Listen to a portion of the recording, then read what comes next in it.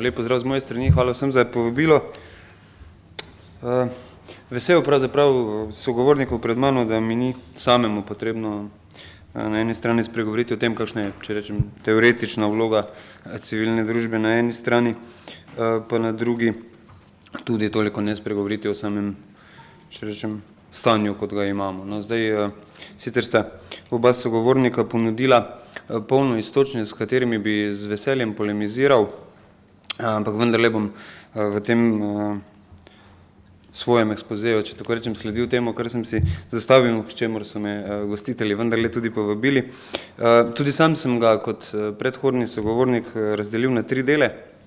Sprva zgolj na kratko o tem, o čem govorimo, ko govorimo o civilni družbi v Sloveniji. Drugič, kateri so problemi in izzivi, kot jih sam vidim. Videli boste, da jih vidim nekoliko drugače kot izvorna sogovornika. V tretjem pa bom poskušal nasloviti delno tudi vprašanje vloge in realnega vpliva tako imenovanega krščanskega dela civilne družbe, kateremu je na vse zadnje ta simpozij v prvi vrsti posvečen. Zdaj, kar se tiče samega vpliva civilne družbe in razkoraka, sam bi rekel, da neke generalne splošne trditve ali pa ocene niso mogoče. Zato vidim 2 razloga. Prvič, ker že ko govorimo o civilni družbi, pravzaprav o tem tako rekoč nujno, tudi v slovenskih razmerah, govorimo na eni strani o množičnosti in na drugič o heterogenosti. Spomnil bi, v Sloveniji imamo nekaj čez 26 000 nevladnih organizacij, dodatno imamo čez 3000 sindikatov, imamo čez 200 političnih strank, imamo, če bi šteli število pravnih oseb, tudi čez 1000 verskih organizacij, števši z cerkvami in njihovimi sestavnimi deli. Skratka, že ta številka, pravzaprav prihajamo čez 30 000 in seveda težko je dati neko generalno trditev, koliko je vsakim iz njih, če tako rečem, vpliven, prepoznaven, močan.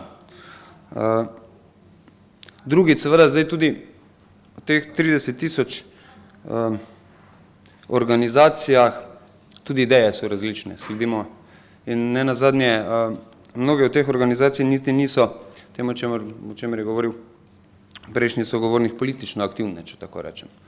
Imamo en kup organizacij civilne družbe, katerih primarna dejavnost ni tako imenovana zagovorniška, skratka, ker bi poskušali formulirati in zagovarjati neke politike, pač pa se preprosto v prvi vrsti ukvarjajo servisom za svoje uporabnike. Tukaj govorim seveda o številnih organizacijah z področja okolja, mladih, izobraževanja, sociale.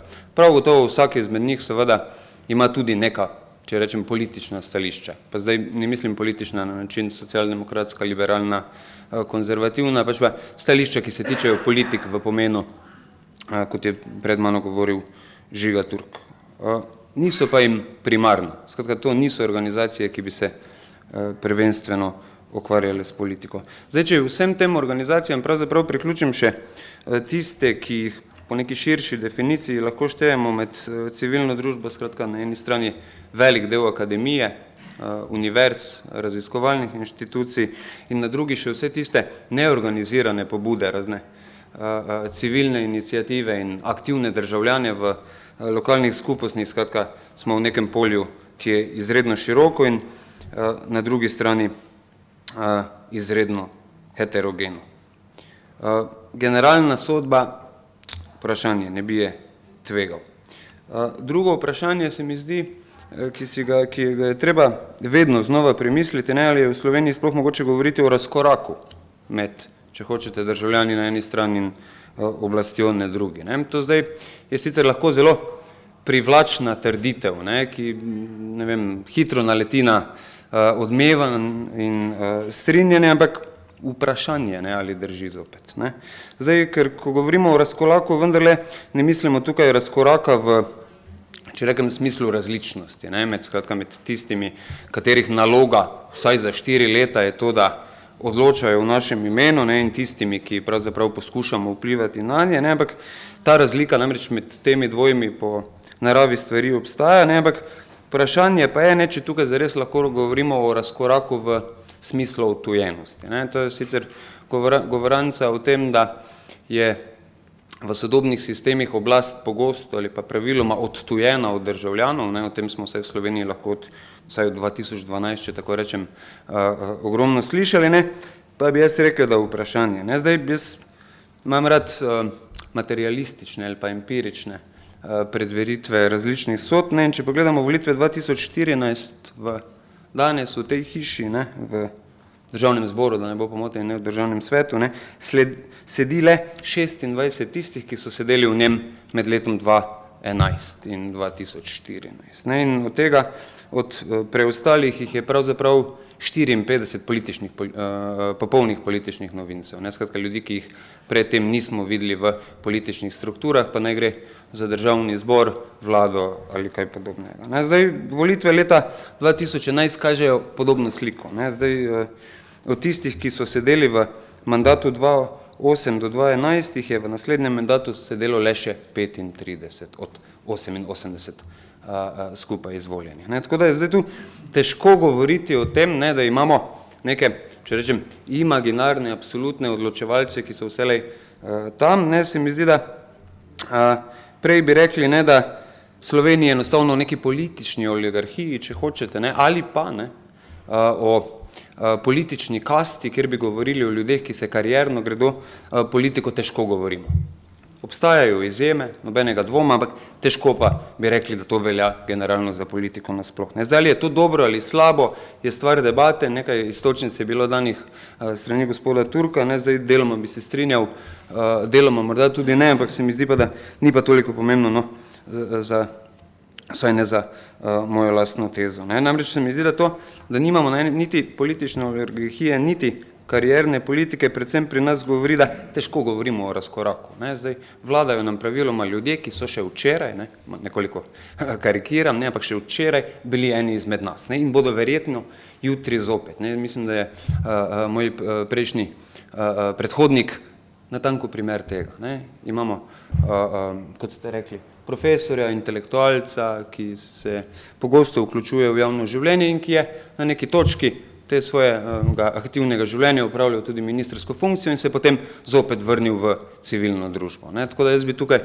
težko govoril o tem koraku in odtujenosti. Zdaj to, da pravzaprav pri nas o tem razkoraku težko govorimo, nam ne govorijo zdaj samo ta statistika o tem, kako se spreminja struktura Državnega zbora, ampak tudi to, kdo nam pravzaprav v zadnjih letih vlada, če tako rečemo, ali pa katere stranke so tiste, ki imajo večino. Ne. Zdaj, mislim, da se bomo vsi strinjali, da imamo na oblasti, ne, kot tiste, ki tvorijo vsaj večinski del koalicij, predvsem novo nastale stranke z novimi obrazi. Ne. Sprva smo imeli tu Pozitivno Slovenijo, sedaj imamo Stranko modernega centra. Ne. Zdaj, mogoče, verjamem, da bo marsikdo tukaj izpeljal, da gre tukaj za, ne vem, stare strukture, ki so na plano porisnile sicer nove obraze, od zadaj pa pravzaprav zadeva ostaja enaka, ampak sam moram reči iz lastnih izkušenj in Center nevladnih organizacij kot krovna nevladniška mreža je pravzaprav vsakodnevno vpet v politiko, zagovorništvo in lobiranje,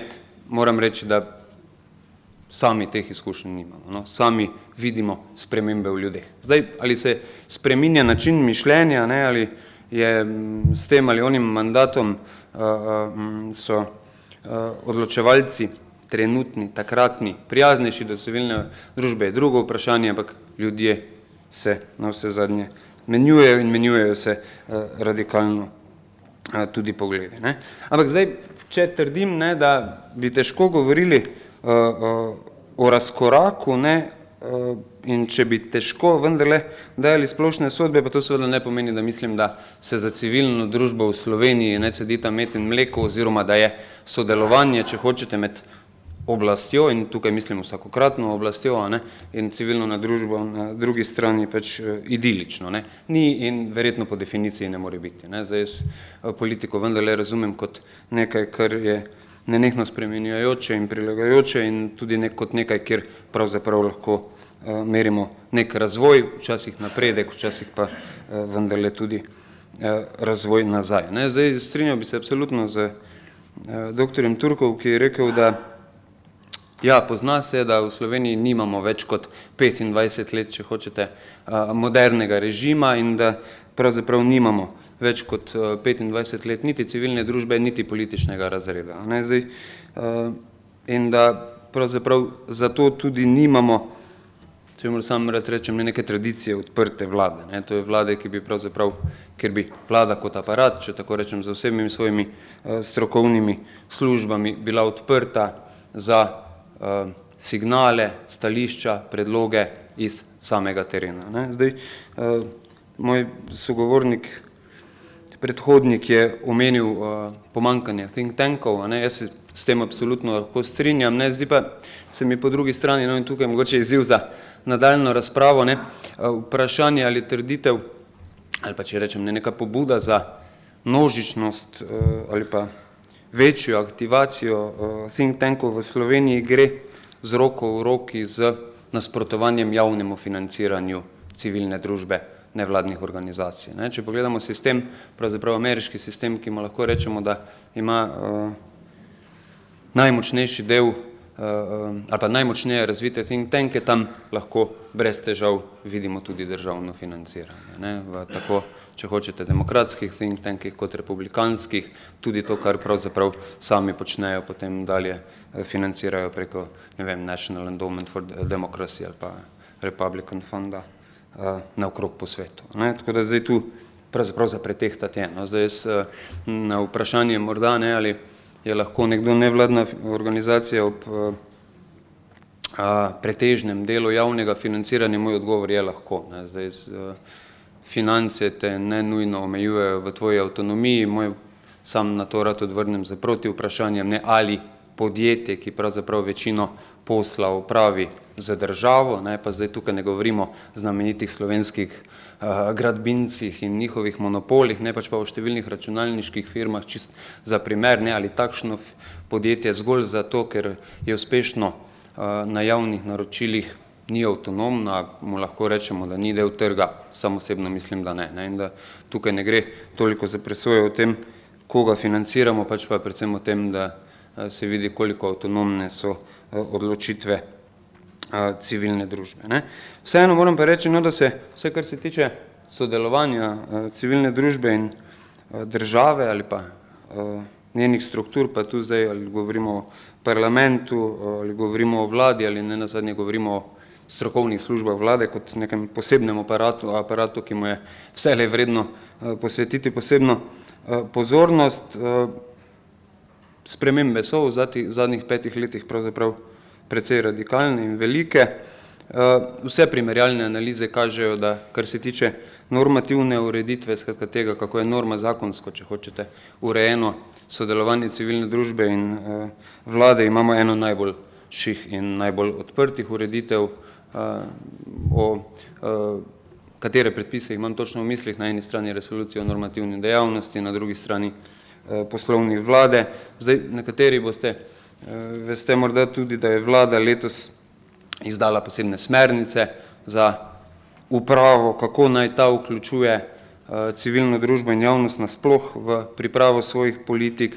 Prav tako je bil spomladi izdan obsežen priročnik na to temo, ki pravzaprav poskuša upravo voditi skozi načrtovanje in realizacijo posvetovalnih procesov. Jaz imam nekaj izvodov tam na voljo, če bi koga zanimalo, z veseljem delim.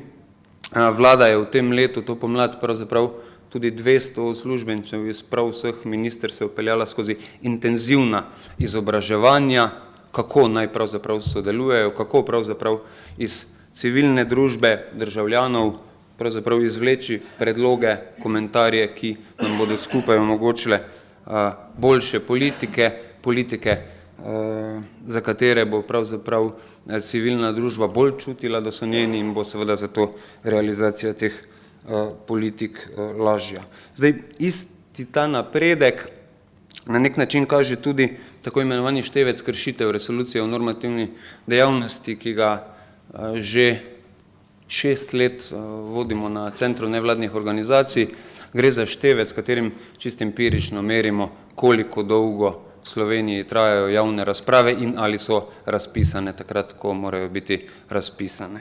Zdaj jaz lahko povem, da leta 2009, ko smo to začeli meriti in ko je pravzaprav za resolucijo o normativni dejavnosti so javne razprave šele zares bile predpisane v Sloveniji, je povprečna javna razprava trajala 6 dni. Danes traja 14. Zdaj, mogoče se komu napredek ne bo zdel prevelik in zdaj empirično ga je res mogoče težko prejeti, ampak rad pa poudarim to, da kar se pa je spremenilo, je pa to, da večinoma pa dvodnevnih javnih razprav, kadar gre za ključne zakone, vendarle več leta 2015 nimamo. Ne? Še leta 2012 smo jih imeli, danes jih načeloma nimamo. Ne? Tako da tudi na ta način pravzaprav je mogoče videti nek napredek in zmanjševanje razkoraka.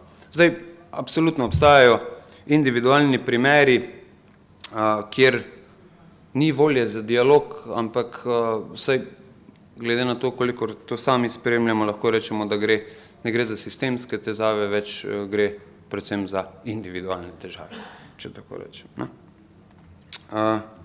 Sam osebno, morda čisto kot neko načelo, neko smernica, pravzaprav rad rečem takole, ne? Zdaj, da je vlada ali pa da so odločevalci demokratični, zato ne nujno potrebuješ močno civilno družbo. Ne? Zdaj, dovolj bi bilo to, da bi bila vlada odprta sama. Zato sam odločno verjamem pravzaprav v procese, ki odpirajo zadeve na strani vlade. Ne? Zdaj, absolutno je seveda dobrodošlo, če bo tudi civilna družba tista, ki bo kritično motrila te procese, ustrajala, verjetno bomo na ta način dobili hitreje odprto vlado, če tako rečem, ampak nujno samo na sebi pa ni. Ne? Zato pravzaprav tudi sami kot na Centru nevladnih organizacij, ker pravzaprav vsakodnevno delamo predvsem z nevladnimi organizacijami, ampak ko gre za sodelovanje civilno družbo, svoje napore vlagamo predvsem na strani vlade. Ne? To je treba odpreti, tam je treba spremeniti kulturne vzorce, manj na ravni civilne družbe. Ne? In se mi zdi, da je ta napor. Ne? Zato sami pravzaprav z vidika učinkovitosti prepričevanja, ne, poskušamo vselej najti tisto točko, kjer lahko pokažemo, da odprti procesi odločanja, če tako rečem, koristijo upravi sami. Ne. Zdaj, absolutno, verjetno se vsi strinjamo, da koristijo državi, ne, saj absolutno se strinjam, politika je predvsem zasledovanje skupnega dobrega, ne, ampak pokazati, kako je skozi sodelovanje s civilno družbo lažje tudi tistim, ki odločajo, lažje tudi tistim, ki politike pripravljajo. Zdaj, sami radi, ko govorimo o odločevalcih, hitro pomislimo na ljudi v vladi, na ljudi v parlamentu. Dejstvo je, da v 80% stvareh v politikah in predpisih, ki jih imamo v Sloveniji, odloča uprava in ne politika. Ne? Pa tega ne govorim kot kritiko, da ne bo pomote. Ne? Zdaj, verjetno toliko stvari, kot ureja slovenska zakonodaja, ga ni pravzaprav človeka, ki bi jim lahko sledil, ne? In popolnoma jasno je, da noben minister ne more vedeti, kaj piše oziroma kaj ureja vsak izmed členov, ki je v nekem predpisu vložen v razpravo in zato pač enostavno pač samoumevno na nek način v večini stvari odloči uprava in ravno zato se mi zdi, da je ključno, da demokratiziramo tudi upravo. Ne, sem namreč še drugače, če povem, rad verjamem v to razsvetljensko počelo, ne, da razsvetljena in močna uprava, ne, je pravzaprav tudi garant dobre vlade, oziroma kot je rekel Hegel, ne, ravno zaradi močne uprave si lahko prevoščimo tudi idiota za kralja. Ne. In zdaj, to se mi zdi, ne, zato pravzaprav tudi sami, no, če tako rečem, in se mi zdi, vlagamo toliko več napora v upravo samo. Zdaj, k zadnjemu vprašanju, ker sem predvsem predolg, ne, tako, kako vidim vlogo in realni vpliv krščanskega dela. Ne, predvsem sem vesel, ne, da je kolega poslanec pred mano že prvi spregovoril o tem, da vidim predvsem polno neizkoriščenih priložnosti. Ne, zdaj, če kot nekdo, ki sicer nespecializirano spremlja krščanskega dela civilne družbe, ne, ampak kot nekdo, ki pravzaprav gleda, kako se prostor civilne družbe spreminja, oblikuje in kot nekdo, ki dnevno bere 3 časopise, 2 tednika, spremlja ključne televizijske programe, ne, jaz bi rekel, da kar nekaj rezerv je. Ne, pa zdaj, rekel bi takole, ne, da kar sam pogrešam, ne, je predvsem večja aktivacija pri tako imenovanih osrednjih vprašanjih. Ne. Zdaj, kaj mislim tule? Mislim vprašanje sociale, financ, okolja. Ne, zdaj, nobenega dvoma ni, da je v različnih primerih slovenska krščanska civilna družba, če tako rečem, neizredno angažirana in glasna, ni pa to pri vseh vprašanjih. Ne, zdaj kot pa upam, da mi tega ne zamerite, te neposrednosti dajem predvsem teze v premislek. Ne, zdi se mi, da je krščanska civilna družba glasna predvsem pri vprašanjih, ki bi jih kot nek zunanji opazovalec ocenil za robna, če smem tako reči. Ne. Zakaj robna? Ne? Robna mislim, da tudi zato, ker tudi z vidika samega krščanskega nauka in doktrine niso osrednje. Ne? Jaz absolutno, pa če sem zelo konkreten, ne vprašanja, ki se tičejo vprašanja homoseksualnosti, družine, nobenega dvoma gre za pomembna vprašanja. Nobenega dvoma tudi, da so to vprašanja, ki so del doktrine in nauka. Ne? Zdaj, vprašanje pa je, ali se pomenijo samo jedro nauka, ali pa bom rekel drugače, ne, se mi zdi, da krščanski nauk kot nek celosten nauk pravzaprav skozen lahko razmišljamo tako rekoč o vseh vprašanjih, ki si jih v tej družbi odpiramo. Ne, in zdi se mi, da vendarle slovensko krščansko civilno družbo pri mnogih od vprašanj ne slišimo. Ali pa bom rekel drugače, da je vsaj manj glasna, manj vidna od liberalnega in socialno-demokratskega dela civilne družbe. Zdaj, ta sodba seveda ob tem, da ni kaj pretirano časa, je seveda posplošena, sam bi znal našteti kar nekaj izjem, da ne bo pomote in zamer, generalno bi pa vendarle rekel tole, ne, da obstaja manj aktivna pri številnih ključnih, če tako rečem, razvojnih in družbenih vprašanjih, za razliko od liberalnega in socialdemokratskega dela. Ne, pa da ne bom sam kritičen, ne sam kot sem rekel, bralec medijev, ne, vselej rad izpostavim en primer, ne, in zdi se mi fajn, to je pravzaprav tudi človek, če spremljate medije, ki boste videli, da ga tudi levica, tako imenovana levica, ne, kogarkoli že pa to štejemo, danes zelo pogosto rada citira. Ne, gre za duhovnika Karla Gržana, ki, kot veste, mnogi izmed nas v Nedelo vsak teden pravzaprav odgovarja na različna aktualna vprašanja, ki jih Nedelo zastavi različnemu nizu sogovornikov. In ta vprašanja se tičejo od sociale, kulture, športa, okolja in tako dalje. In pravzaprav tam njegova razmišljanja, če tako rečem,